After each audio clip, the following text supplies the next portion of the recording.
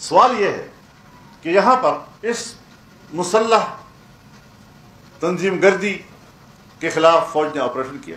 سوات سے لے کر وزیرستان تک لوگوں نے علاقے خالی کیے, اپنے ملک میں مہاجر ہوئے, 10 سال تک اپنے گھروں سے باہر رہے, اور وہ لوگ اب بھی ملک کے اندر مہاجر ہیں, چاہے خیبر پختونخوا کے اندر ہوں, چاہے پنجاب میں ہوں, چاہے سندھ میں ہوں. بہت بڑی تعداد آج بھی اپنے گھروں کو نہیں جا سکی. دعویٰ کیا ہم نے دہشت گردی کا خاتمہ کیا. آج دہشت گردی کا خاتمہ بہت دور کا لفظ ہے.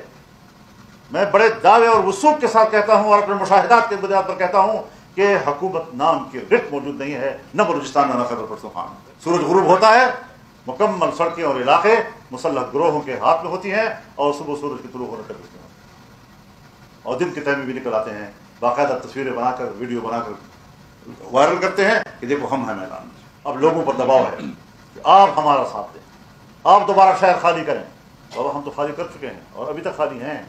اگر یہ افغانستان گئے تھے, گئے کیوں, کیسے اور واپس کیسے آئے؟ اب اگر ریاست اپنی ناکامیوں کا بوجھ بھی ہم پہ ڈالتا ہے, اپنی ناکامیوں کا بوجھ بھی عوام پہ ڈالتا ہے, تو اس سے بڑی بے انصافی اور نہیں.